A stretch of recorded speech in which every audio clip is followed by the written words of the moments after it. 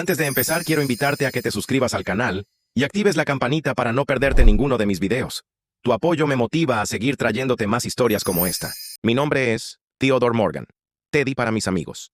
A mis 69 años, he aprendido que las heridas más profundas a menudo no provienen de extraños, sino de los rostros sonrientes que recibes en tu casa. Mi yerno, Gavin, era un maestro de la sonrisa. La usaba como un traje a medida. La semana pasada, entré al concesionario de coches de lujo donde trabajaba solo para concretar una promesa que le había hecho a mi difunta esposa. Gavin me vio y su sonrisa se desvaneció. Se apresuró hacia mí, con la voz en un susurro áspero. «¿Qué estás haciendo aquí, viejo? No puedes pagar ni el aire en este lugar. Me estás avergonzando». No me dio oportunidad de hablar. Simplemente agitó la mano con desdén y llamó a seguridad. «Sáquenlo de aquí, ahora». Pero antes de que el guardia pudiera alcanzarme, una voz tranquila y autoritaria cortó la tensión. Era su jefe, el señor Sterling. Me miró a mí y luego a su mejor vendedor, y su expresión se transformó en hielo. Dijo una frase que lo cambió todo. «El Rolls Royce del señor Morgan está listo para la entrega. Y tú, hijo, estás despedido». Antes de contarles cómo un ingeniero jubilado de 69 años llegó a comprar un Rolls Royce y por qué mi propia familia intentó declararme incompetente por ello, déjenme saber en los comentarios desde dónde están escuchando esta historia. Y por favor, denle a me gusta y suscríbanse si creen que la dignidad es algo que nunca deben permitir que nadie les quite. Todo comenzó una semana antes de ese desastroso día en el concesionario. Comenzó en mi propia casa, en mi propia mesa. El aire estaba impregnado del aroma a pollo asado, una receta que mi querida Clara había perfeccionado durante más de 40 años. Mi hija, Cora, estaba recogiendo los platos, sus movimientos rígidos y antinaturales, en una cocina en la que prácticamente había crecido. Gavin, mi yerno, estaba sentado frente a mí, haciendo girar una copa de vino tinto. Estaba esperando el momento oportuno, como un depredador. «Cena fantástica, papá», dijo, mostrando esa sonrisa de alto voltaje. «Aún tienes ese toque mágico», solo asentí, bebiendo un sorbo de agua. «Es la receta de tu madre», dije, mirando a Cora. Ella no me miró a los ojos. Esa fue la primera señal de advertencia. Tan pronto como Cora estuvo fuera del alcance del oído, Gavin se inclinó, bajando la voz a un susurro de complicidad. «Escucha», comenzó. «Sé que eres un hombre cauto, un ingeniero. Todo calculado, respeto eso. Pero a veces, las mayores oportunidades requieren ser rápido». Permanecí en silencio, dejándolo tejer su red. Un viejo ingeniero sabe que no debes interrumpir una máquina cuando está ocupada diciéndote exactamente cómo está estropeada.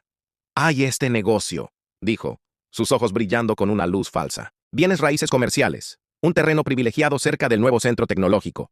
Lo están llamando el próximo Silicon Valley.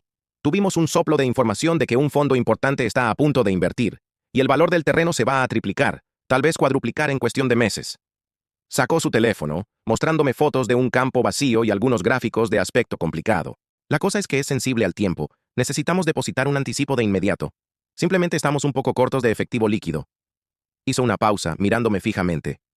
«Necesito pedir prestados 20,000. «Ahora lo sé», añadió rápidamente al ver mi expresión impasible. «No es un regalo. Piénsalo como tu propia inversión. Te incluiré en el trato. En un mes, cuando llegue la financiación, te pagaré $30,000. Un rendimiento del 50% en 30 días. Eso no te lo da un banco». Su discurso era fluido, ensayado, pero yo no estaba escuchando sus palabras. Estaba buscando grietas en los cimientos. Soplo de información. Sensible al tiempo. Necesita efectivo ahora. Esas no son características de una oportunidad. Son las luces de advertencia en un motor averiado. «¿Por qué no vas a un banco?», pregunté con voz uniforme. La sonrisa de Gavin flaqueó por una fracción de segundo.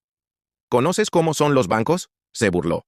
«Papeleo, burocracia, tardarían meses, la oportunidad se habría ido, esto se trata de velocidad». Justo entonces, Cora regresó. «¿De qué están hablando ustedes dos?», preguntó, pero sus ojos me decían que ya lo sabía. Me miró, con sus ojos tan parecidos a los de su madre, pero llenos de una súplica que nunca antes había visto. «Papá, esta es una oportunidad realmente grande para nosotros. Gavin ha estado trabajando muy duro». Fue un ataque coordinado. Ella era parte de ello. Estaba usando mi amor por ella como un arma. Un dolor agudo, no del cuerpo, sino del corazón, me atravesó. Le había enseñado a esta chica el valor del trabajo duro, de la integridad. Ahora estaba respaldando un plan para hacerse rico rápidamente. Miré de ella a su marido y vi el panorama completo. Su lujoso estilo de vida era un castillo de naipes, y me estaban viendo a mí como el cimiento. Pero no podía simplemente decir no. No con Cora mirándome así. Una negativa rotunda solo la empujaría más a su control. Necesitaba tiempo. «Suena interesante», dije lentamente. Pero me conoces, Gavin. Necesito ver el papeleo. No puedo simplemente entregar $20,000 basándome en una conversación. La decepción cruzó el rostro de Gavin, aunque trató de ocultarla. Por supuesto, dijo. Pero como dije, tenemos prisa. Asentí. Envíame lo que tengas. Lo revisaré mañana. La noche terminó bajo una nube de tensión. Mientras cerraba la puerta tras ellos, la casa se sentía mortalmente silenciosa. El reconfortante olor del pollo de Clara se había ido, reemplazado por el hedor rancio del engaño. El juego había comenzado. Incluso antes de esa solicitud de préstamo, la falta de respeto había estado allí, dispuesta sobre la mesa como un plato envenenado. Los ataques eran sutiles, envueltos en el pretexto de cuidado y preocupación. «Papá», había dicho Cora, mirando alrededor de mi salón, la habitación donde dio sus primeros pasos. «¿Alguna vez has pensado en actualizar este lugar? Es clásico, pero quizás un poco oscuro». Gavin intervino de inmediato. «Tiene razón, Teddy. Un toque moderno haría maravillas. Un ambiente más luminoso mejora toda tu perspectiva». Me llamó Teddy. Un intento de ponerse a mi nivel, de borrar la línea de respeto entre un padre y un yerno. Miré el viejo sillón de cuero en la esquina. Esa era la silla de Clara. Todavía podía ver la tenue huella donde se sentaba cada noche leyendo sus libros. Las paredes habían presenciado toda nuestra vida. «Me gusta tal como está», dije en voz baja. «Pero papi, es como si estuvieras viviendo en el pasado», insistió Cora, con voz quejumbrosa. «Mamá habría querido que siguieras adelante, que fueras feliz». Fue un golpe bajo, usando la memoria de mi esposa en mi contra. Luego pasaron a mi coche. Mi Buick LeSabre de 2003, un coche con más de 320,000 kilómetros de recuerdos. «¿Sigues conduciendo esa cosa?», preguntó Gavin con una sonrisa burlona. «Creo que vi uno en un museo la semana pasada». Cora intervino, repitiendo frases que estaba seguro de que él le había dado. «No es seguro, papá. Los coches nuevos tienen airbags laterales, frenos antibloqueo. Deberías dejar que Gavin te consiga algo nuevo. Puede conseguirte una gran oferta en un SUV de lujo. Te mereces algo mejor que ese montón de chatarra». «¿Chatarra?», llamó así al coche que llevó a su esposa a casa desde el hospital, el coche que nos llevó a innumerables vacaciones familiares. Chatarra. Para él, era solo un objeto. Para mí, era una parte de mi alma. El asalto final fue contra mi inteligencia. Empezó a hablar de finanzas, soltando términos como cripto y ETFs tecnológicos, asumiendo que yo era un viejo tonto que guardaba los ahorros de toda su vida debajo del colchón. Habló como si mis 40 años de ingeniería, de gestionar proyectos multimillonarios, de analizar datos complejos, no significaran nada. Él no sabía que mis inversiones eran estables, seguras y construidas para durar, al igual que todo lo demás en mi vida. Los dejé hablar a ambos. Su error fue pensar que mi silencio era ignorancia. No vieron a un hombre que estaba observando, analizando y calculando. Vieron un blanco fácil. No solo querían mi dinero, querían mi independencia. Querían hacerme sentir tan pequeño e incompetente que con gusto les entregaría el control de toda mi vida. Unos días después llegó mi cumpleaños número 69. Alrededor del mediodía, un camión de reparto se detuvo con una caja grande y alegremente decorada de Cora y Gavin. Por un momento, un destello de esperanza se encendió en mi pecho. Quizás los había juzgado mal. Abrí la caja. Dentro había una pila de comidas de plástico en porciones preenvasadas, pechuga de pollo hervida, brócoli al vapor, arroz integral. El nombre de la marca en el envase era Silver Cuisine. Comidas nutritivas para tus años dorados. Era un servicio de entrega de comidas para personas mayores, del tipo que pides para alguien que está enfermo, alguien que ya no puede valerse por sí mismo. Yo era un hombre que todavía cambiaba su propio aceite. Yo era un hombre que se enorgullecía de su cocina, y me habían enviado comida apta para un paciente de hospital. Encontré la tarjeta en el fondo. Letra de Cora, pero palabras de Gavin. «Feliz cumpleaños, papá. Esperamos que esto te haga la vida más fácil para que tengas más tiempo para relajarte. Con amor, Cora y Gavin». Fácil. Esa única palabra fue el insulto definitivo. No me estaban viendo a mí. Estaban viendo un problema que había que gestionar. Esto no era un regalo. Era una declaración. Era una proclamación de que yo ya no era capaz. Una ira fría y dura se asentó profundamente en mis huesos. Habían cometido un error fatal en sus cálculos. Pensaron que estaban tratando con un anciano olvidadizo, pero habían despertado a un ingeniero. Y un ingeniero, cuando encuentra una estructura defectuosa, no solo la remienda. La reconstruye desde cero, más fuerte que antes, y se asegura de que las debilidades nunca puedan ser explotadas de nuevo. Salí y tiré toda la caja de comidas patéticas al cubo de la basura. El traqueteo de los recipientes de plástico fue el sonido de una línea de batalla siendo trazada. Volví a entrar, no para llamarlos, sino para llamar a mi amigo más antiguo, mi asesor financiero. «Pat», dije cuando contestó, «soy Teddy. Necesitamos hablar ahora mismo». La semana después del insultante regalo de cumpleaños fue una semana tranquila. Una guerra fría de silencio. No recibí los documentos que Gavin había prometido, y no los pedí. Yo ya había puesto en marcha mis propios planes. Mi llamada a Pat Walsh había confirmado mis peores temores y desenterrado varios nuevos. El cimiento de la vida de mi hija no solo estaba agrietado, estaba a punto de colapsar. Y yo tenía una cita para cumplir una promesa a mi Clara que había sido aplazada durante demasiado tiempo.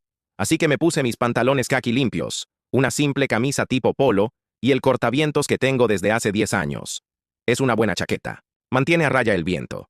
Conduje mi fiel Buick, la supuesta pila de chatarra, a la dirección más cara de la ciudad, Sterling Automotive Imports. En el momento en que crucé las puertas de cristal, el mundo cambió.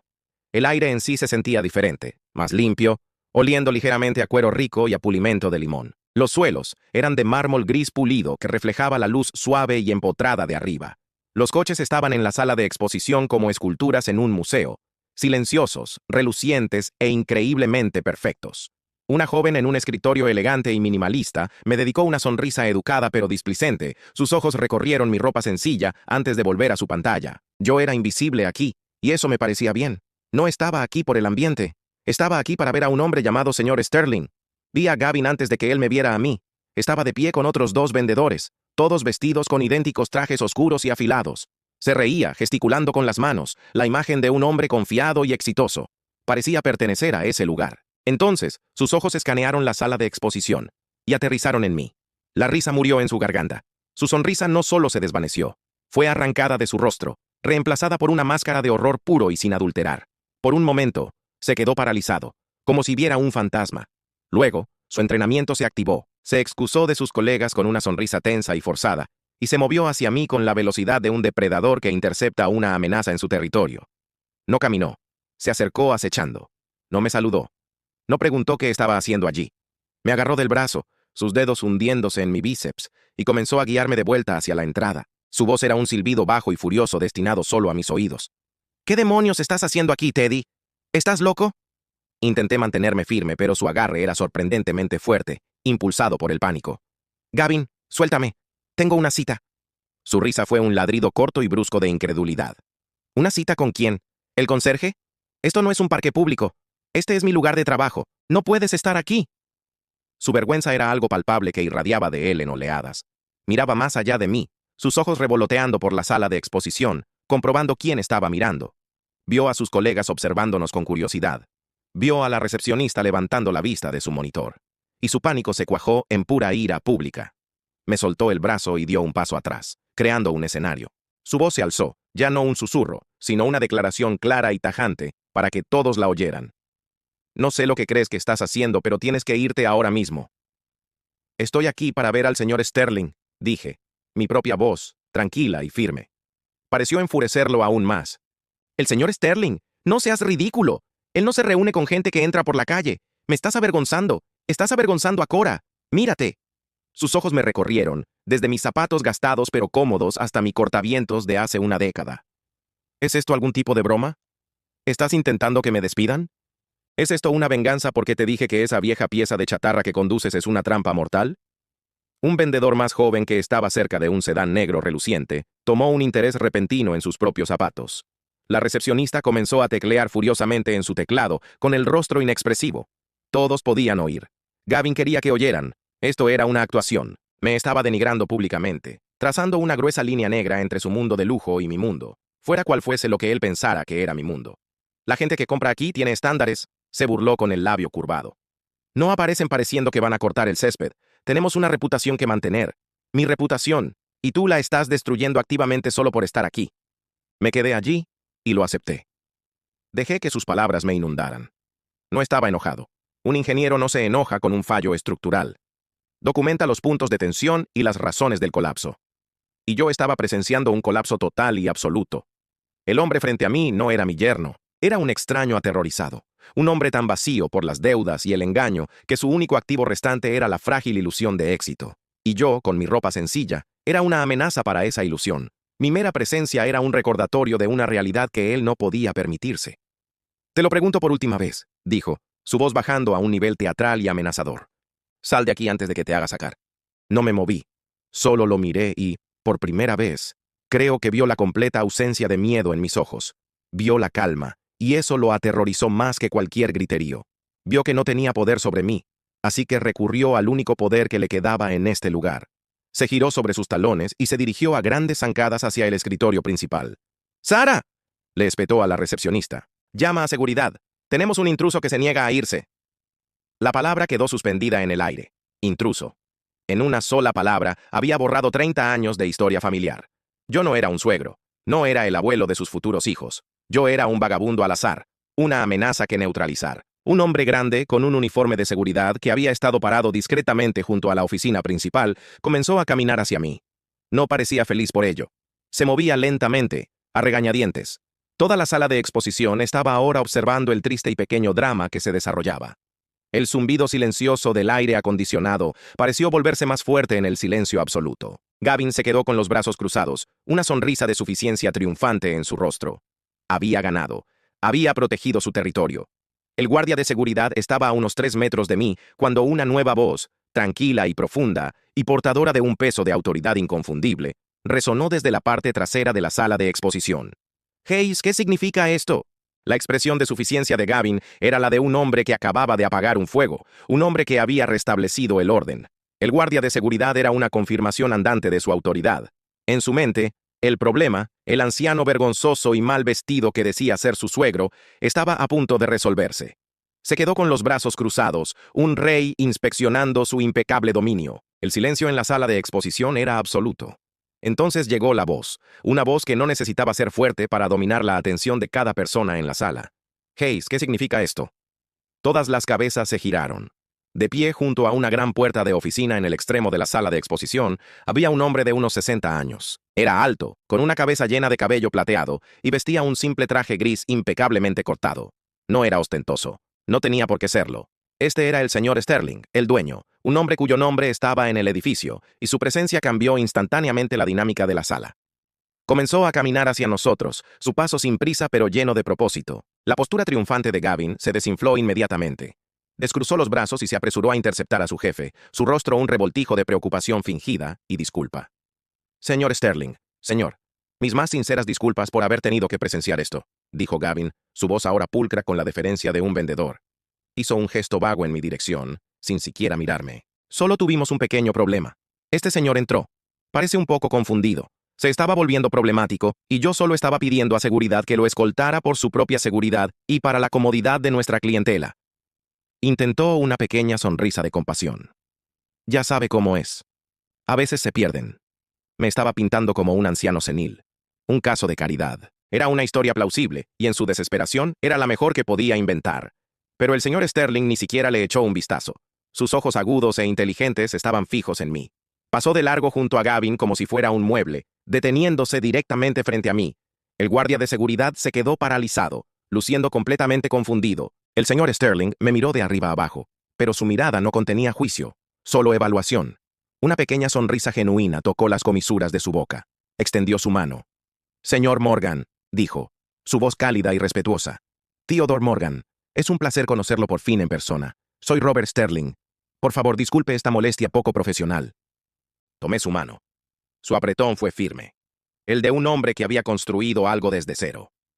«Teddy está bien, señor Sterling, y no hay necesidad de disculparse». Detrás de nosotros, pude oír a Gavin hacer un pequeño sonido de ahogo. La sangre había comenzado a drenar de su rostro. «Señor», balbuceó, ¿Usted conoce a este hombre?» Una vez más, el señor Sterling lo ignoró por completo, manteniendo su atención centrada en mí. «Justo estaba hablando por teléfono con mi gerente de finanzas», continuó como si fuéramos las únicas 2 personas en la sala. «Todo el papeleo está en orden. Su transferencia bancaria se liquidó esta mañana. Todo está listo». Luego miró más allá de mí hacia las grandes puertas de vidrio esmerilado que conducían a la zona de servicio. «Acabamos de terminar los detalles finales. Es una verdadera belleza. Creo que quedará muy complacido». Gavin dio medio paso hacia adelante, su mente claramente luchando por procesar la información. ¿Su coche? ¿Qué coche, señor Sterling? Con el debido respeto, yo... Se encarga de la sala. Debe haber algún error. Este hombre no puede ser posible. La condescendencia seguía ahí. La creencia profundamente arraigada de que las apariencias lo eran todo. No podía conciliar al hombre con el cortavientos de 10 años con un cliente de Sterling Automotive. El señor Sterling finalmente giró la cabeza lentamente y miró a su mejor vendedor. La calidez de sus ojos había desaparecido, reemplazada por una frialdad glacial.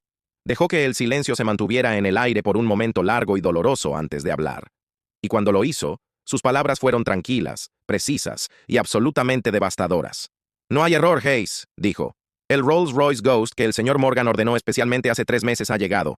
El que pagó en su totalidad esta mañana. Actualmente lo está esperando en el área de entrega. Rolls-Royce. El nombre cayó en la silenciosa sala de exposición como un peso de 10 toneladas. El joven vendedor que había estado estudiando sus zapatos ahora levantó la vista con la mandíbula caída. Las manos perfectamente cuidadas de la recepcionista se congelaron sobre su teclado, sus ojos muy abiertos por el asombro. El guardia de seguridad miró de mí a Gavin y luego de vuelta a mí, con un lento amanecer de comprensión en su rostro. Y Gavin. Gavin parecía haber sido golpeado físicamente. El color huyó de su rostro, dejando una palidez grisácea. Su boca se abrió y se cerró en silencio, como un pez fuera del agua. Me miró fijamente, sus ojos abiertos con una mezcla de incredulidad, horror y una terrible comprensión incipiente. Rolls-Royce. Finalmente logró susurrar, las palabras ahogándose en su garganta. No, eso es imposible. Es un coche de $400,000. Él es un ingeniero jubilado. Vive en una casa pequeña, conduce un Buick. Estaba balbuceando, enumerando todas las razones por las que su cosmovisión prejuiciosa no podía estar equivocada, exponiendo las métricas superficiales con las que juzgaba a cada persona que conocía, incluyéndome a mí. El señor Sterling escuchó esta patética negación con una expresión de puro desprecio. Dejó que las palabras de Gavin flotaran en el aire, un testimonio de su propia monumental estupidez. Luego pronunció la sentencia final. Acabas de humillar públicamente, abusar verbalmente e intentar expulsar físicamente a uno de nuestros clientes más valiosos, declaró. Cada palabra un golpe de martillo. Un cliente, debo añadir, cuya compra representa el cheque de comisión más grande que jamás habrías recibido en tu carrera en este concesionario. Dejó que ese hecho se asimilara, retorciendo el cuchillo. Has demostrado una catastrófica falta de juicio, una asombrosa arrogancia y una completa ausencia de decencia humana básica. No representas los valores de esta empresa. No me representas a mí. Hizo una pausa, su mirada inquebrantable. Recoge tus pertenencias personales de tu escritorio. Estás despedido. Seguridad, dijo, girando ligeramente la cabeza hacia el guardia. Lo escoltaremos a la salida. Fue una demolición pública, total y absoluta. Gavin se quedó allí, tambaleándose ligeramente, su rostro una máscara vacía de shock. El rey engreído había sido destronado y exiliado de su propio reino en menos de 5 minutos. El guardia de seguridad que había sido enviado por mí ahora tenía un objetivo nuevo y más apropiado. Comenzó a caminar lentamente, deliberadamente, hacia el hombre que lo había convocado. El señor Sterling le dio la espalda a los restos de la carrera de Gavin, sin una segunda mirada. La calidez regresó a sus ojos mientras me miraba. El desagradable incidente ya descartado de su mente. Hizo un gesto hacia las puertas de vidrio esmerilado. Ahora, señor Morgan, dijo con una sonrisa agradable. ¿Vamos a ver su coche? No me llevé el Rolls-Royce ese día. Después del cortés apretón de manos y la finalización del papeleo con el señor Sterling, le dije que haría arreglos para que lo recogieran más tarde en la semana. La verdad es que no pude obligarme a conducirlo. Aún no. La victoria se sentía extrañamente vacía, como las secuelas de una batalla necesaria pero fea. Así que salí de ese palacio de cristal y acero, pasé por el lugar donde la carrera de Gavin acababa de evaporarse, y volví a subirme al asiento familiar y reconfortante de mi Buick de 20 años. El motor arrancó con un suspiro familiar y retumbante. Era el sonido de mi vida real. Mientras salía a la carretera principal, el contraste era casi cómico. Acababa de comprar un monumento a la excelencia en ingeniería de $500,000. Sin embargo, aquí estaba, perfectamente contento conduciendo un coche que mi propio yerno había llamado un montón de chatarra. Estaría a unos 8 kilómetros del concesionario cuando mi teléfono vibró en el portavasos. Miré la pantalla. Era Cora, mi corazón, que había estado latiendo con un ritmo constante y resuelto, dio un vuelco doloroso. Una parte de mí esperaba tontamente que estuviera llamando para preguntar qué había pasado, para expresar confusión, tal vez incluso preocupación. Debí haberlo sabido. Conecté la llamada a través de los altavoces del coche, mis manos firmes en el volante. «Hola, Cora», dije. Reconocía, llena de una rabia venenosa que crepitaba a través de los altavoces. «¿Qué hiciste?», chilló. El sonido tan agudo y repentino me hizo estremecer.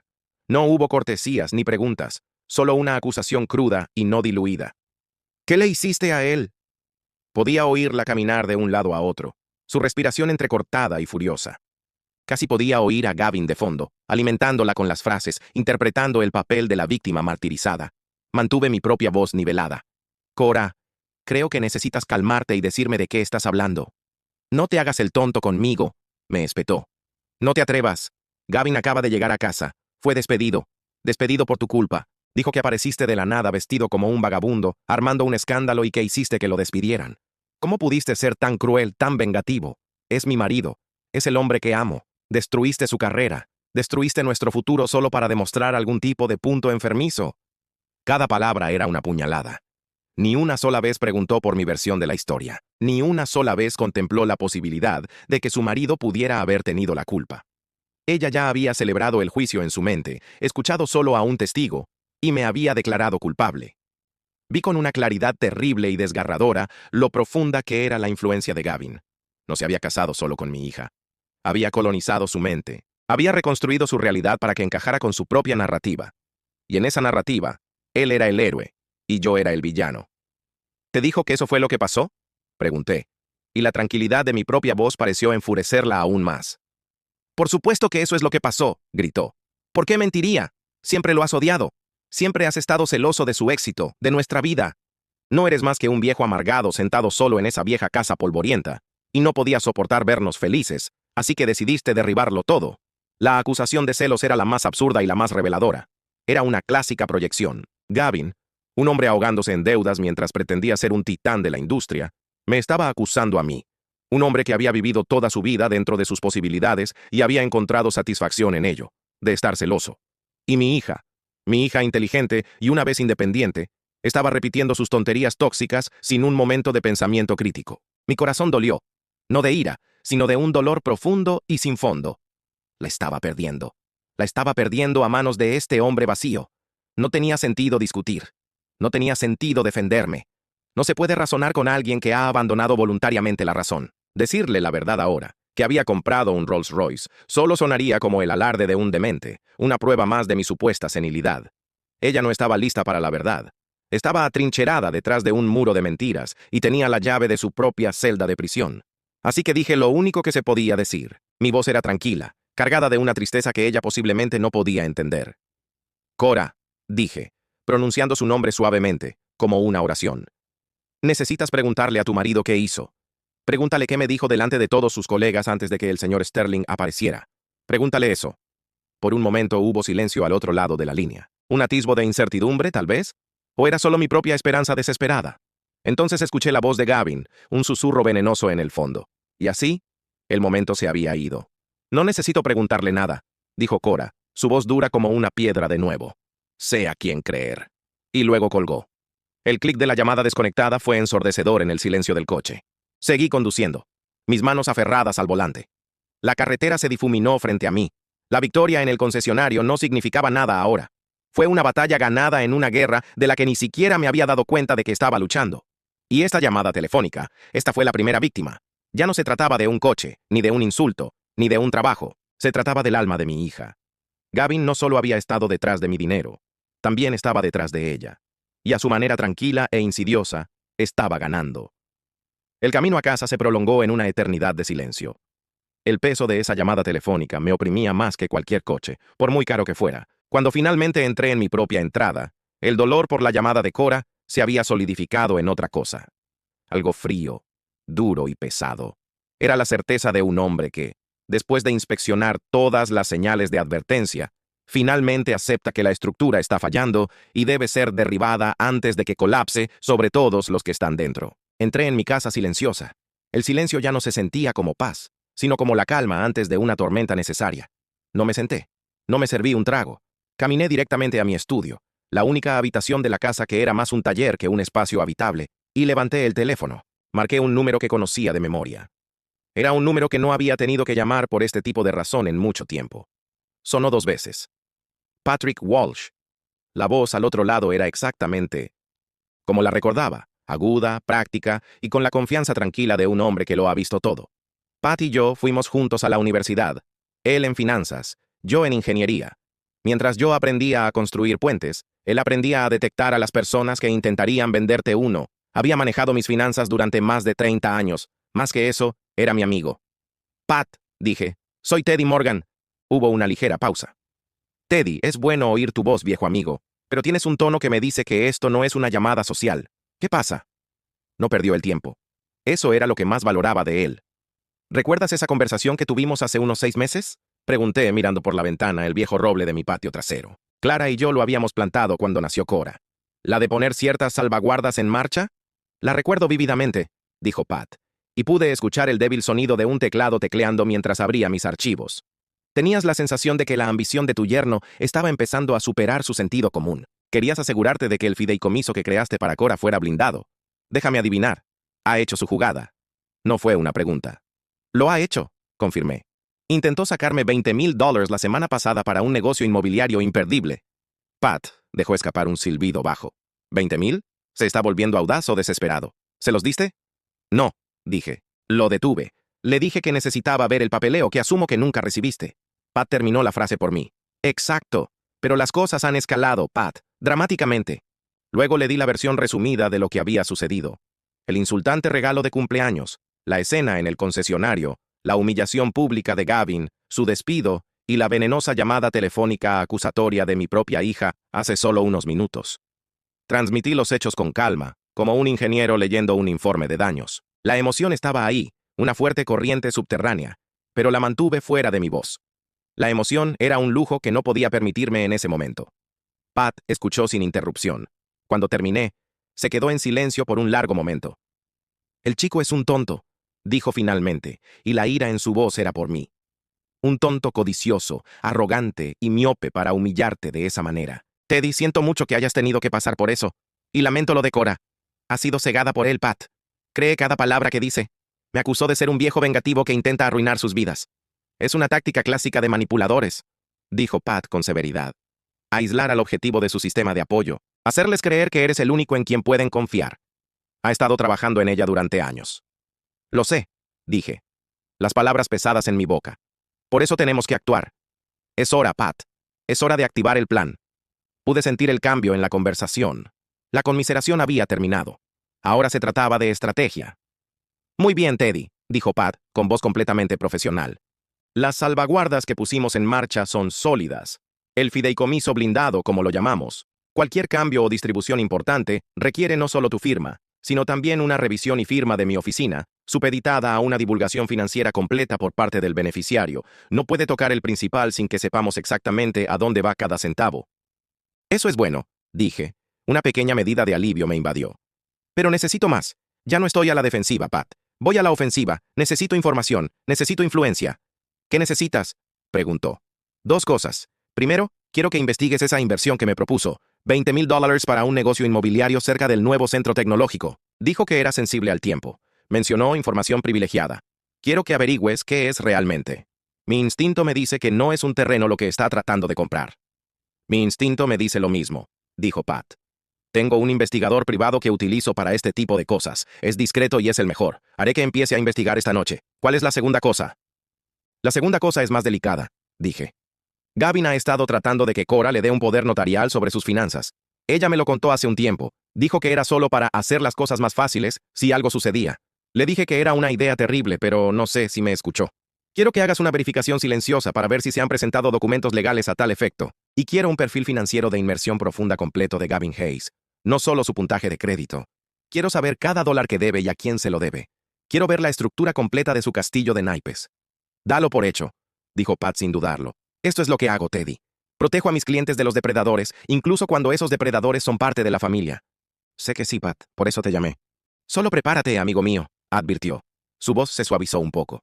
Cuando empezamos a levantar rocas como estas, a menudo encontramos cosas más feas de lo que jamás imaginamos. Lo sé, dije, mirando una foto enmarcada de Clara y Cora de 7 años en mi escritorio. Ambas sonreían, sus rostros brillantes con una felicidad que parecía una vida de distancia. Pero la alternativa es quedarme de brazos cruzados y ver cómo una serpiente estrangula lentamente a mi hija, y no voy a hacer eso. Terminamos la llamada y me quedé allí, en el silencio de mi estudio.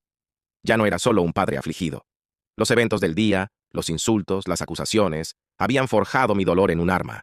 Ahora era un estratega, reuniendo a mis aliados, recopilando mi inteligencia. Esto no se trataba de venganza. La venganza era una indulgencia emocional desordenada. Esto se trataba de ingeniería. Se trataba de identificar una falla estructural catastrófica y ejecutar una demolición controlada antes de que todo el edificio se viniera abajo. Y yo sería el que presionaría el detonador. Los 2 días que siguieron fueron los más largos de mi vida. Me moví por mi casa como un fantasma. El silencio como un compañero constante. Cuidé las rosas de Clara. Sus espinas, un eco sordo del dolor en mi pecho. Trabajé en un pequeño motor en mi garaje. La sensación familiar del acero frío y el olor a aceite. Un consuelo temporal. Pero mi mente estaba en otra parte. Estaba esperando. Yo era un ingeniero que había enviado una sonda a un territorio oscuro y desconocido, y estaba esperando que volvieran los datos. Sabía que las noticias no serían buenas. Me había preparado para eso. Pero no tenía idea de la verdadera profundidad de la oscuridad que Pat Walsh estaba a punto de iluminar. La llamada llegó en la segunda tarde. Justo cuando el sol comenzaba a proyectar largas sombras en mi césped, la contesté al primer timbre. «Teddy», dijo Pat, su voz desprovista de cualquier calidez. Era la voz de un médico a punto de dar un diagnóstico sombrío. «¿Estás sentado?» «Estoy bien, Pat. Solo dime qué encontraste». Tomó un respiro profundo. «Muy bien. Primero, la inversión inmobiliaria de $20,000. Nunca se trató de una propiedad, Teddy. Mi investigador rastreó el nombre de la supuesta sociedad de cartera que te dio Gavin. Es una empresa fantasma registrada en un apartado postal, pero el número de teléfono que casi se le escapa. Esa fue la verdadera pista». Sostuve el teléfono con más fuerza. Mis nudillos se pusieron blancos. «El dinero no era para un depósito de tierras», continuó Pat, su voz plana y objetiva. «Era para pagar una ficha de juego, una deuda de juego. Le debe una cantidad significativa de dinero a un sindicato ilegal de póker en línea. Estos no son amistosos corredores de apuestas de barrio, Teddy. Son personas serias y peligrosas a las que no les gustan los pagos atrasados. Los 20,000 eran solo el pago más reciente para evitar que tomaran otras medidas». El aire en mi estudio de repente se sintió frío. La imagen de Gavin en su traje caro hablando de tasas de interés y fondos de inversión ahora parecía una parodia grotesca. No era un inversor equivocado. Era un jugador desesperado jugando con fuego e intentando usar los ahorros de mi vida como un extintor. Pero Pat no había terminado. «Eso fue solo el aperitivo», dijo. «Esa deuda nos abrió la puerta. Mi hombre hizo un estudio financiero completo. Teddy, la situación es catastrófica. Es mucho, mucho peor de lo que pensábamos». «¿Qué tan mal está?», pregunté. Mi voz un susurro bajo. «Está viviendo sobre una montaña de deudas», dijo. «Estamos hablando de más de $100,000 en tarjetas de crédito de alto interés agotadas. Se sacó una segunda hipoteca sobre su casa hace 6 meses, una de la que estaría dispuesto a apostar que Cora no sabe nada. Está atrasado en los pagos de sus 2 coches de lujo, los que probablemente consiguió con una gran oferta en el concesionario. Ha estado moviendo dinero entre cuentas, sacando préstamos de día de pago, jugando un juego de conchas para evitar que todo implosione. El hombre no solo está en quiebra, Teddy. Está en una espiral de muerte financiera. Perder esa comisión del Rolls Royce. Para él, eso no fue solo una vergüenza. Fue como cortar el último cable que lo sostenía sobre un cañón. Me hundí en mi sillón de cuero, el que solía ser de Clara. Las piezas estaban encajando con una finalidad repugnante. Su desesperación, su necesidad de dinero rápido, su furia cuando aparecía en el concesionario, amenazando el único gran golpe que podría haberlo mantenido a flote por otro mes. Las cenas caras, la ropa de diseñador, la charla confiada. Todo era una mentira. Una fachada construida meticulosamente sobre una base de pura arena. No solo me estaba engañando a mí, estaba engañando a mi hija. La había atrapado en una hermosa jaula dorada que estaba a punto de caerse. Y luego Pat lanzó el golpe final más devastador. «Hay una cosa más, Teddy», dijo, y su voz era pesada ahora, llena de una tristeza que igualaba la mía. «Es sobre el poder notarial».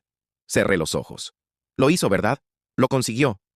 «Lo intentó», me corrigió Pat. «Y todavía lo está intentando. Mi investigador encontró un rastro digital, correos electrónicos entre Gavin y un servicio legal en línea de mala reputación. Estaba haciendo que se... finanzas actuales de Cora, sino también sobre todas y cada una de las herencias y distribuciones fiduciarias futuras. Era completo. Habría otorgado, efectivamente, el derecho legal a todo lo que siempre trabajé para dejarle. Este era el verdadero horror. Esta era la serpiente. No se trataba solo de pagar deudas. Este era un plan a largo plazo. Una conspiración fría y calculada para despojar sistemáticamente a mi hija de su seguridad, su independencia y su futuro. Estaba utilizando su amor y confianza como una llave para desbloquear su herencia. No la veía como una esposa, ni como una pareja, sino como una caja fuerte andante, un recurso para explotar hasta que estuviera vacío. La conversación en la cena sobre mis inversiones anticuadas, el regalo insultante destinado a hacerme sentir incompetente, la llamada telefónica enfurecida de Cora donde repetía sus argumentos. Todo era parte de un único y horrible esquema. Era una campaña de guerra psicológica diseñada para aislarme, desacreditarme y, en última instancia, despejar el camino para que él se hiciera con el control de todo. «Pat», dije, mi voz saliendo como un sonido áspero y desconocido. «Tiene que ser detenido».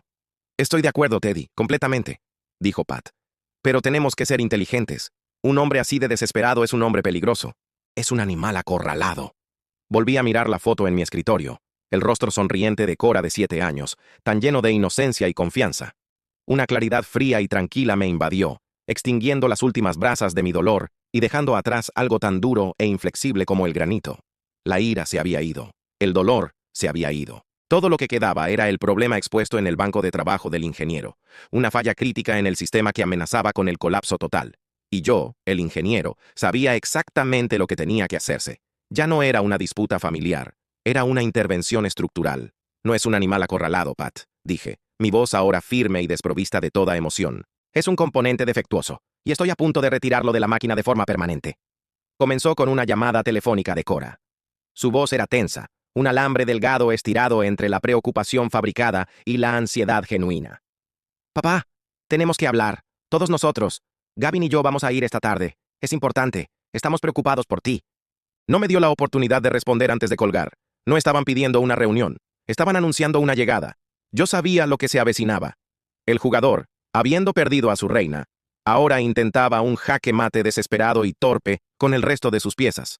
Pasé la siguiente hora preparando una cafetera y poniendo 3 tazas sobre la mesa de la cocina. Estaba tranquilo. Un ingeniero no entra en pánico cuando comienza la prueba. Simplemente se asegura de que sus datos estén en orden. Llegaron precisamente a las 3:00. Gavin, fiel a su estilo, iba vestido con un traje como si se tratara de una adquisición corporativa. Llevaba un elegante maletín de cuero. Su rostro era una máscara de preocupación solemne. El tipo de mirada que un director de funeraria le da a una viuda adinerada. Cora venía detrás de él, con aspecto pálido y angustiado, sus ojos enrojecidos. No me miraba directamente. Era la cómplice involuntaria arrastrada por una lealtad que había sido mal depositada. No estaban solos. Con ellos, venía una mujer de unos 40 años, vestida con un riguroso traje de pantalón azul marino. Tenía facciones afiladas, el pelo recogido en un moño apretado, y llevaba un portafolio de cuero que hacía juego con el de Gavin. Tenía el aire frío y estéril de una solucionadora de problemas profesional. «Papá», comenzó Cora, su voz temblando ligeramente. «Esta es la doctora Alana Reeves». La mujer dio un paso adelante y me ofreció una mano tan fría y seca como una hoja muerta. «Señor Morgan», dijo, su voz suave y clínica. «Gracias por recibirnos con tan poca antelación». «No sabía que tenía opción», respondí, dejando que mi mirada se dirigiera a Gavin. Gavin puso un brazo reconfortante alrededor del hombro de Cora, un gesto que era completamente de cara a la galería. «Teddy, por favor», dijo, su tono resumando falsa sinceridad. «Estamos aquí porque te amamos. Estamos profundamente preocupados. El incidente en el concesionario fue una llamada de atención para todos nosotros». Se sentaron en la mesa de mi cocina, la mesa donde Cora había hecho sus tareas cuando era niña. Gavin colocó su maletín en el suelo a su lado. La doctora Reeves abrió su portafolio, revelando un bloc de notas legal amarillo y un bolígrafo dorado. Era un interrogatorio disfrazado de reunión familiar. Yo me senté frente a ellos y esperé. Habían construido una jaula de preocupación y estaban a punto de intentar convencerme de que entrara en ella. Cora, impulsada por un ligero codazo de Gavin, fue la primera en hablar. «Papá, solo nos preocupa que no te estés cuidando, que estés aislado. Y luego el coche, comprar un Rolls Royce, es tan inusual en ti, es una decisión errática, un grito de ayuda». La doctora Reeves tomó una nota en su blog. «Theodore», comenzó su voz un ronroneo suave y condescendiente. «¿Puedo llamarte Theodore? En mi experiencia, las compras extravagantes repentinas como esta en la vejez a menudo pueden ser un síntoma de problemas subyacentes. Puede indicar una capacidad disminuida para la planificación financiera racional o, a veces, una angustia psicológica más profunda. Episodios maníacos, por ejemplo». Me miró por encima de unas gafas de lectura que había sacado. «¿Cómo ha estado durmiendo últimamente, Theodore? ¿Se ha sentido más animado o deprimido de lo habitual?» Miré a esta mujer, a esta completa extraña sentada en mi casa, cuestionando mi cordura, basándose en una narrativa que le había alimentado un jugador mentiroso y desesperado. La vi por lo que era: una pistolera a sueldo, una profesional que proporcionaba un barniz de legitimidad médica a lo que era en esencia una burda y fea toma de dinero. No respondí a su pregunta, simplemente la miré. Gavin vio que la entrevista se estaba estancando e intervino, interpretando el papel del hijo reacio y responsable. «Teddy, nadie está diciendo que estés loco», dijo, la palabra flotando en el aire como un olor fétido. «Pero tenemos que ser prácticos.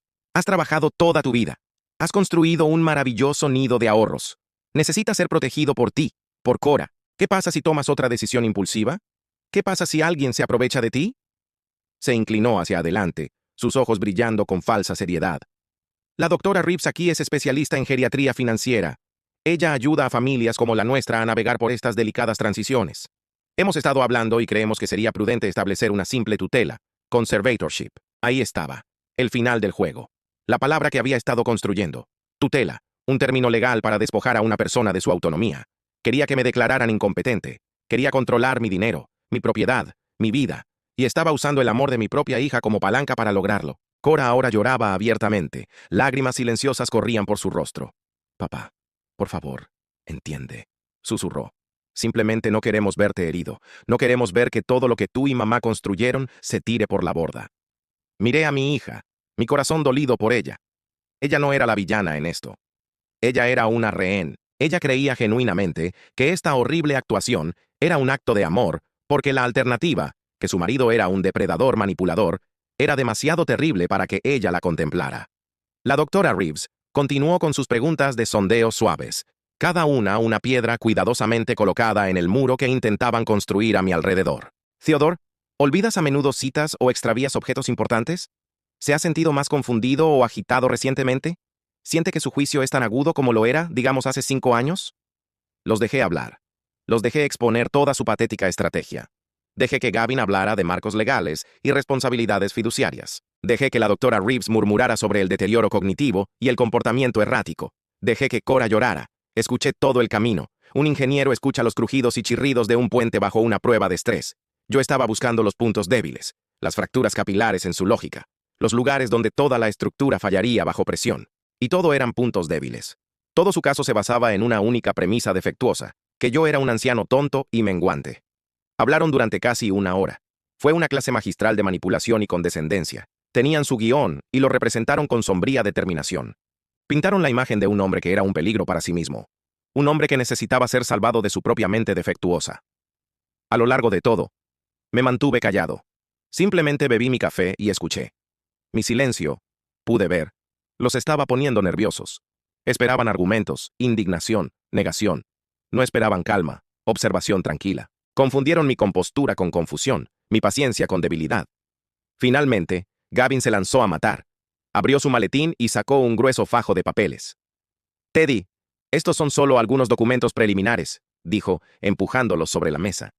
La doctora Reeves puede guiarte a través de ellos. Se recostó, con una expresión de satisfacción presuntuosa en su rostro. Creyó que la trampa había sido tendida y disparada. Tenía a la experta. Tenía a la hija angustiada. Tenía los documentos legales. Tenía todas las piezas en su lugar. Por fin había ganado. Miré los papeles que había empujado frente a mí. No los toqué. Levanté la vista. Primero al rostro surcado de lágrimas de Cora. Luego a la expresión clínica y expectante de la doctora Reeves. Y finalmente a la sonrisa triunfante de Gavin. Dejé que el silencio en la habitación se alargara por 1 minuto completo. Luego me recliné en mi silla. Todos han tenido su oportunidad de hablar, dije, mi voz perfectamente nivelada. Han presentado su caso. Extendí la mano hacia el costado de mi propia silla, donde un simple carpeta de manila sencilla había estado apoyada contra la pata de la silla, invisible para ellos. La levanté y la coloqué sobre la mesa con un golpe suave y definitivo. Se sentó allí, al lado de sus gruesos documentos legales, con un aspecto engañosamente delgado. Ahora, dije, mis ojos fijos en los de Gavin, es mi turno. El silencio en la cocina ya no era solo una ausencia de sonido. Era una presencia física, pesada y sofocante. La sonrisa confiada de Gavin comenzó a temblar por los bordes. La compostura profesional de la doctora Reeves desarrolló una grieta fina. El rostro surcado de lágrimas de Cora era una máscara de confusión. Mi delgada carpeta de manila se sentó sobre la mesa entre nosotros, un David contra su Goliat de documentos legales, y tenía todo el poder en la sala. Dejé que mi mirada se posara en la doctora Reeves primero. Su bolígrafo todavía estaba suspendido sobre su bloc de notas, lista para documentar mis nuevos signos de deterioro cognitivo. Doctora Reeves, comencé, mi voz tranquila y mesurada. Antes de continuar, tengo algunas preguntas para usted en aras de la claridad. Usted se presentó como una especialista en geriatría financiera. ¿Es esa una especialidad médica acreditada? Sus ojos parpadearon. No era una pregunta que hubiera anticipado. Bueno, es un campo de especialización dentro... Eso no fue lo que pregunté. Interrumpí, mi voz todavía baja, pero ahora con un filo de acero. ¿Existe una junta de medicina que certifique a los especialistas en geriatría financiera? ¿Sí o no? Se movió incómodamente en su silla. No, no específicamente. Es más un enfoque de práctica. Ya veo, dije, dejando que las palabras flotaran en el aire. Así que es un título que se ha dado a sí misma. Un título con un sonido muy impresionante. Y en su capacidad profesional, ¿realizó alguna evaluación independiente de mi salud financiera antes de venir hoy aquí para recomendar una tutela?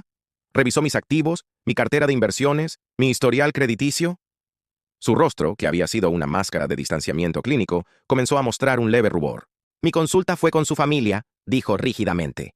Ellos proporcionaron el contexto para esta reunión. Así que usted tomó la palabra de una parte profundamente sesgada, una parte con un interés financiero claro y significativo en el resultado, como hecho médico, pregunté. Usted vino a mi casa para evaluar mi competencia mental sin hacer siquiera la diligencia de vida más básica. ¿Le parece a usted una metodología profesional sólida, doctora? No tenía respuesta. Su credibilidad profesional, la base misma de su autoridad en esta sala, acababa de desmoronarse. Ya no era una doctora, era una coconspiradora. Cerró su portafolio con un chasquido silencioso. Entonces dirigí mi atención a Gavin. Abrí la carpeta de Manila. Solo contenía unas pocas páginas. Deslicé la hoja superior sobre la mesa hacia él. Por otro lado, Gavin, dije, yo sí he hecho mi debida diligencia contigo. Sus ojos se desviaron hacia el papel. Su rostro se puso blanco. Era una sola página. Un resumen de su deuda actual compilado por el investigador de Pat Walsh. Los números estaban dispuestos en una columna sencilla y brutal. Tarjetas de crédito, una segunda hipoteca, préstamos para automóviles, préstamos de día de pago y en la parte inferior, una partida simplemente etiquetada como prestamistas privados con una cifra horrible al lado. Ese número, dije, señalando el total al pie de la página, es lo que te mantiene despierto por la noche, ¿verdad? Es por eso que necesitas 20,000 tan desesperadamente. No es para un negocio inmobiliario. No hay ningún negocio inmobiliario, ¿verdad, Gavin? Cora miró del papel a su marido, con un horror incipiente en sus ojos. Gavin, ¿de qué está hablando? ¿Qué es ese papel? Gavin intentó reír, un sonido ahogado y patético. Esto es ridículo. Esto es una invasión de mi privacidad. Él está inventando cosas. De esto es de lo que estaba hablando Cora. Está delirando, está paranoico. Ignoré sus balbuceos y deslicé la segunda página sobre la mesa. Era una impresión de un correo electrónico. Creo que este es un documento que le resulta familiar, dije.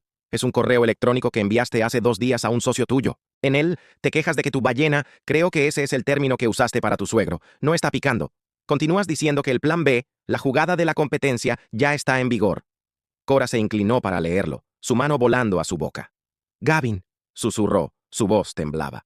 ¿Lo hiciste? ¿Escribiste esto? Es falso, exhaló, sus ojos muy abiertos por el pánico.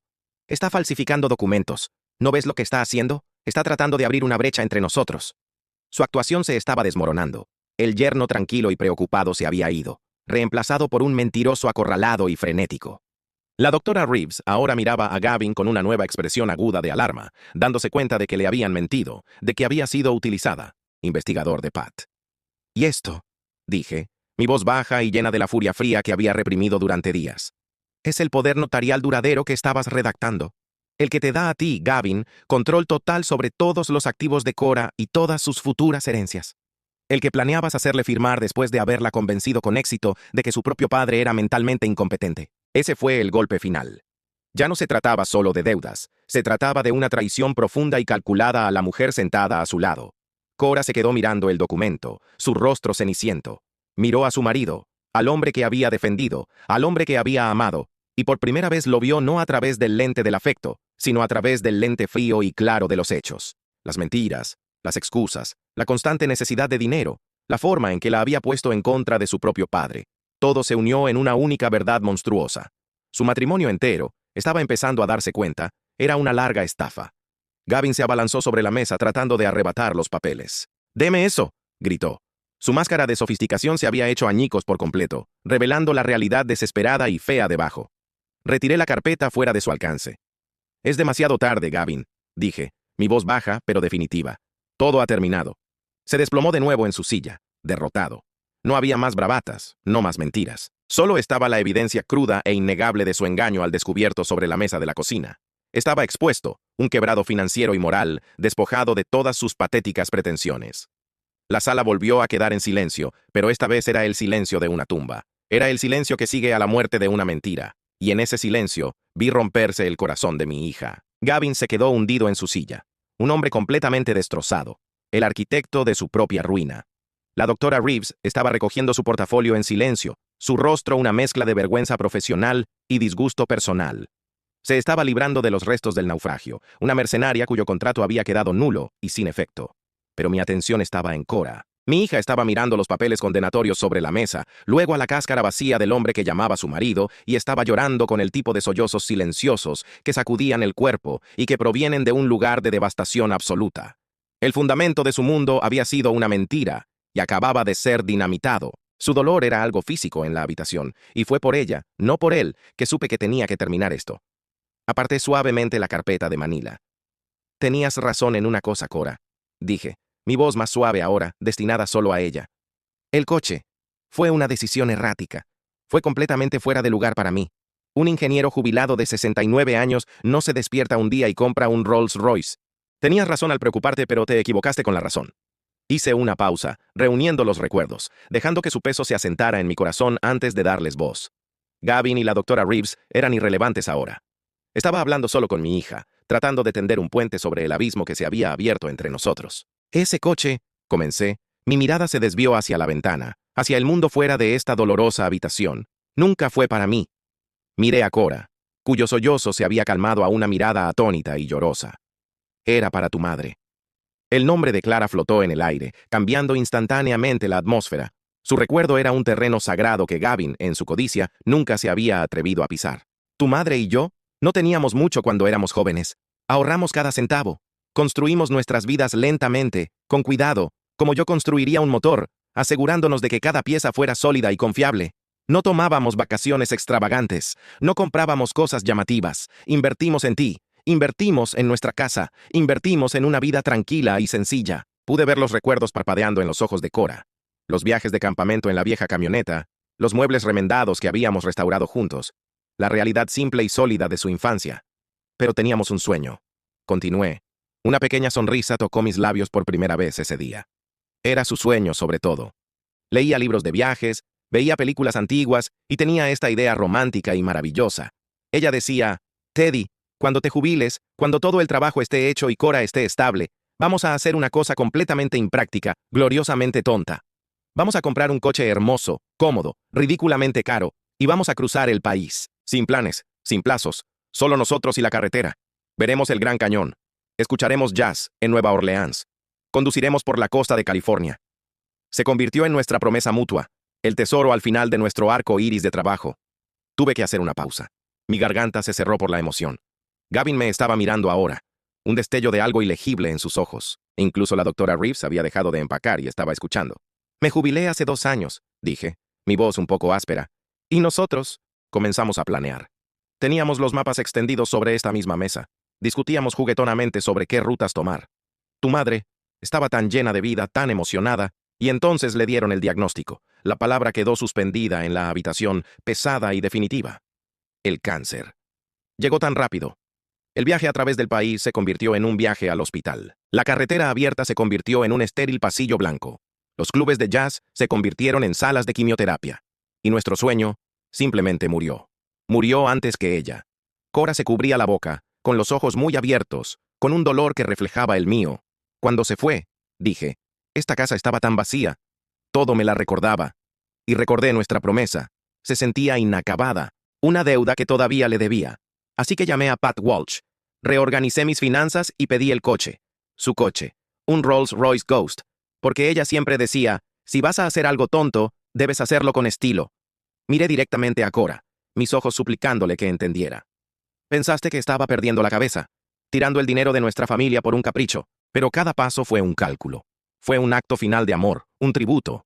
Iba a cumplir esa promesa, incluso si tenía que hacerlo solo. Luego entregué la pieza final de la verdad, la parte que elevó el acto de una indulgencia personal a algo más. Pero a medida que se acercaba la fecha de entrega, dije, me di cuenta de que no podía hacerlo. La idea de sentarme en ese hermoso coche, en el asiento del pasajero donde se suponía que debía estar ella, era demasiado dolorosa. El sueño no se trataba del coche, Cora. Se trataba de hacerlo con ella. Y sin ella, el coche era solo una cáscara vacía y cara. Había perdido su propósito. Tomé un respiro profundo. Así que le di uno nuevo, la próxima semana, en lo que habría sido nuestro 45 aniversario de bodas. Ese Rolls Royce será donado formalmente al hospicio oncológico más grande de la ciudad. La conmoción en la sala fue absoluta. Cora jadeó, su mano volando a su pecho. A Gavin literalmente se le cayó la mandíbula. Va a ser parte de un nuevo programa, expliqué. Mi voz firme y clara. Se utilizará para dar a los pacientes a las personas en sus últimas semanas y meses un último día hermoso, un viaje al océano, un paseo por el campo para ver las hojas de otoño, un viaje a un restaurante elegante para una última cena de aniversario con su ser querido. El programa será financiado por una parte del fideicomiso de tu madre y el coche será nombrado oficialmente El Paseo Soñado de Clara Morgan. La historia estaba completa. Mi compra errática e irresponsable no fue el acto de un hombre que perdía la cabeza. Fue el acto de un marido que honraba la memoria de su esposa de la manera más hermosa que pudo idear. No se trataba de mí, nunca se había tratado de mí. Se trataba de transformar una promesa privada de amor en un legado público de compasión. Fue tomar nuestro sueño roto y usar los pedazos para construir algo hermoso para otros que estaban sufriendo. Todo el fundamento de su intervención, su narrativa de mi incompetencia, había sido aniquilado, no por documentos financieros, sino por una historia de amor. Habían venido a mi casa a declararme no apto, a quitarme mi dignidad, pero en cambio se habían topado con un memorial, un testimonio de un amor y un sentido del honor que no podían comprender. Y frente a esa verdad, su plan codicioso y patético no solo fracasó. Fue declarado total y completamente sin sentido. La historia del paseo soñado de Clara Morgan se posó sobre la mesa de la cocina, no con un estruendo, sino con un peso profundo y aplastante. Era una verdad tan pura y desinteresada que hizo que el aire se espesara, sin dejar espacio para las mentiras baratas y egoístas que se habían dicho momentos antes. En ese momento, ya no era un anciano al que había que manejar. Yo era un marido, un guardián de un amor que apenas podían comprender. La doctora Reeves fue la primera en moverse. Se puso de pie, sus movimientos rígidos e incómodos. No miró a Gavin ni a Cora. Me miró a mí, y por primera vez, sus ojos mostraron algo más que una evaluación clínica. Fue un destello de vergüenza, de profundo arrepentimiento profesional. Señor Morgan, dijo, su voz apenas un susurro. Me disculpo. Me dieron un contexto profundamente engañoso. Recogió su portafolio y su maletín, y caminó hacia la puerta sin decir una palabra más. Una retirada silenciosa de un campo de batalla para el que nunca había estado equipada. Cerró la puerta suavemente detrás de ella, dejándonos a los tres entre las ruinas. Toda la lucha había desaparecido de Gavin. Era un títere con las cuerdas cortadas, hundido en su silla, mirando el grano de la mesa de madera. Los documentos financieros, el correo electrónico, el borrador del poder notarial. Ya no eran solo papeles, eran las lápidas que marcaban la tumba de su matrimonio. No le quedaba nada que decir. No había más mentiras que contar, no más ángulos que jugar. Había sido expuesto tan a fondo, tan completamente, que ni siquiera quedaba un fragmento de su fachada para esconderse. Era solo un hombre en un traje, vaciado por su propia codicia. Pero el colapso real, el verdaderamente devastador, fue el de Cora. Sus sollozos se habían detenido. Se sentó en estado de shock, con el rostro pálido y los ojos vacíos, como si estuviera mirando a un fantasma. Estaba reviviendo años de su vida en su mente, reevaluando cada conversación, cada justificación para el comportamiento de Gavin, cada vez que él había envenenado sutilmente su mente contra mí. Estaba viendo las 1000 pequeñas traiciones que habían llevado a este único momento catastrófico. Lentamente, como si se moviera a través de aguas profundas, giró la cabeza para mirar a su marido. Cuando habló, su voz era irreconocible. Era un susurro bajo y fracturado, quebradizo con un dolor tan profundo que parecía dolerle físicamente al hablar. La segunda hipoteca, dijo. No era una pregunta. Era una declaración, una pieza del rompecabezas cayendo en su terrible lugar. Sobre nuestra casa. Ahí fue donde fue el dinero, ¿verdad? Gavin no levantó la vista. Solo hizo un ligero, casi imperceptible asentimiento. Cora soltó un sonido que era mitad sollozo, mitad risa de pura y amarga incredulidad. Y mis joyas, continuó, su voz adquiriendo un borde agudo y roto. El collar de mi abuela. Dijiste que estaba en la caja de seguridad para limpiarlo. No está allí, ¿verdad? Lo vendiste. Una vez más, él no habló. No tuvo que hacerlo. Su silencio fue una confesión.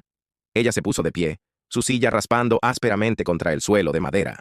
Lo miró, ya no con ira, sino con una especie de lástima muerta y vacía. Era la mirada que le das a algo que una vez amaste y que se ha podrido y vuelto irreconocible. No solo me mentiste, Gavin, dijo, su voz temblorosa pero clara. Lo tomaste todo.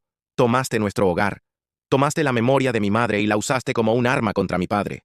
Tomaste mi amor, mi confianza, y lo usaste para tratar de destruir al único hombre bueno en mi vida. Me miró entonces, y sus ojos estaban llenos de una agonía de vergüenza, que me partió el corazón en dos. Y yo te dejé, susurró, las palabras dirigidas a sí misma. Yo te ayudé. Esa fue su señal para irse. Se puso de pie lentamente, un hombre que había envejecido 30 años en los últimos 10 minutos. Recogió su maletín, el símbolo de su falso éxito, ahora solo una caja de cuero llena de mentiras. No me miró. No podía. Caminó hacia la puerta. Sus zapatos caros no hacían ruido en el suelo.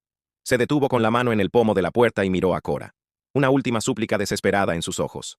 Pero Cora solo negó con la cabeza. Una negación lenta y final de toda su vida juntos. Abrió la puerta y salió, no solo de mi casa, sino de su vida. La puerta se cerró con un clic detrás de él. Un sonido tan final como el golpe de un mazo.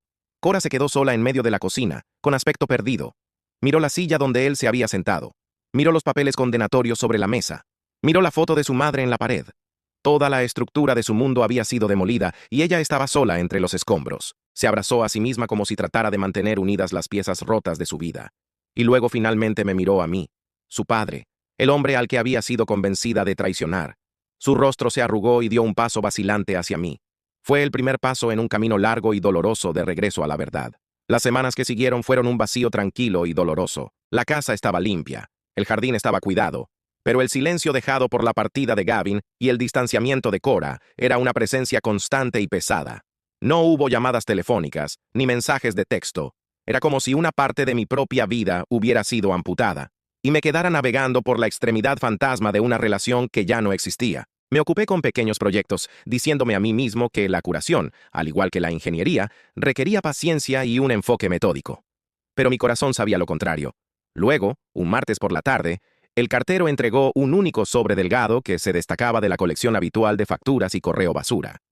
La dirección estaba escrita con la familiar letra cursiva de mi hija. Mi mano tembló ligeramente al levantarlo. Se sentía increíblemente ligero, pero llevaba el peso de toda nuestra historia compartida. Lo llevé a la cocina. Me senté a la mesa donde nuestra familia había sido destrozada y lo abrí con cuidado con un cuchillo de mantequilla.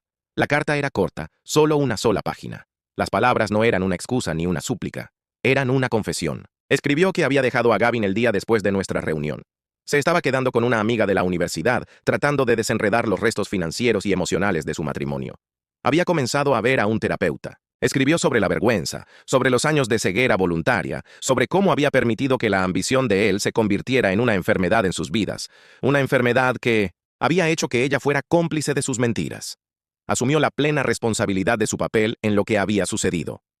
Intentaste advertirme a tu manera silenciosa durante años, escribió, y elegí ver tu sabiduría como crítica. Le dejé construir un muro entre nosotros y le ayudé a poner los ladrillos. Pero la parte que me apretó la garganta, la parte que importaba más que ninguna otra cosa, fue el final. Ella no pidió perdón. Dijo que aún no se había ganado el derecho a pedirlo. Dijo que necesitaba curarse a sí misma, encontrar a la persona que era antes de Gavin, antes de que pudiera siquiera pensar en tratar de curar el daño que nos había hecho. Terminó la carta con una única y devastadoramente honesta frase. No sé si alguna vez podrás volver a mirarme de la misma manera, papá, pero espero que un día pueda volver a ser una hija de la que puedas estar orgulloso. No era una carta de reconciliación. No era una solución fácil ni un final feliz. Era algo mucho más valioso. Era un plano. Era el primer y doloroso estudio de una estructura colapsada. Una evaluación honesta del daño y el primer paso tentativo hacia la reconstrucción. Doblé la carta con cuidado y la puse sobre la mesa. La herida entre nosotros todavía estaba allí, profunda y cruda. Pero por primera vez en mucho tiempo, ya no se estaba pudriendo en la oscuridad de las mentiras. Finalmente, estaba abierta al aire limpio, y la curación podía comenzar, y en la tranquilidad de mi cocina, sentí algo que no me había permitido sentir durante semanas. Una esperanza tranquila, frágil y profundamente preciosa.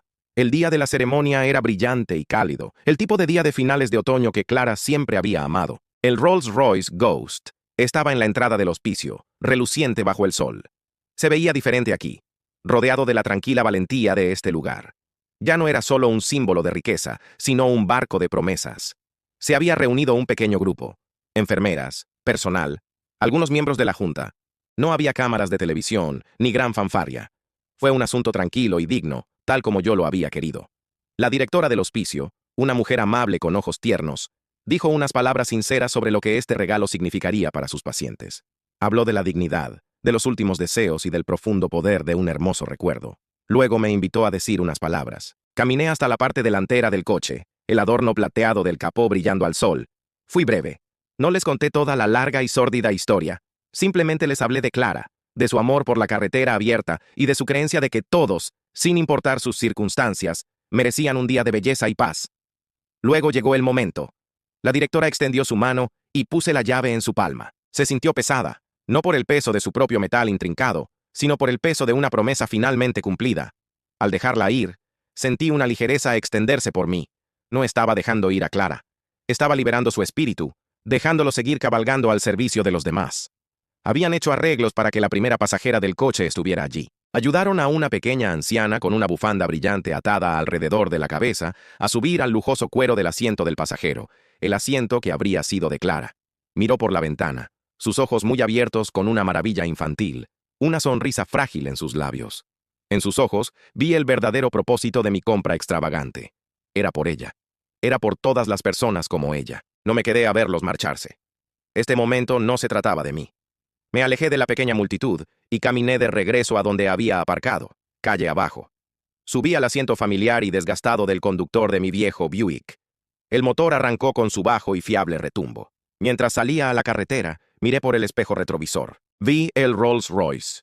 El fantasma silencioso y elegante, comenzando su nuevo viaje. Una profunda sensación de paz se posó sobre mí, más profunda y completa que cualquiera que hubiera conocido desde el fallecimiento de Clara.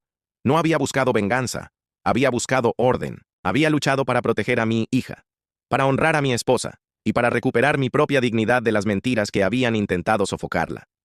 Al irme en mi viejo y fiel coche, supe que el trabajo finalmente estaba hecho. La deuda estaba pagada.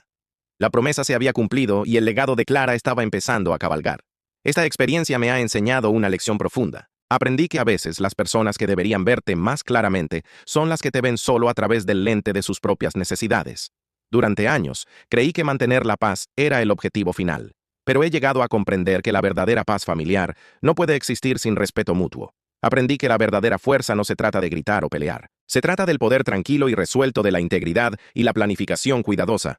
Y finalmente, aprendí que nunca es demasiado tarde para defender tu propia dignidad, para honrar a los que amas y para redefinir tu legado, no por lo que posees, sino por lo que das.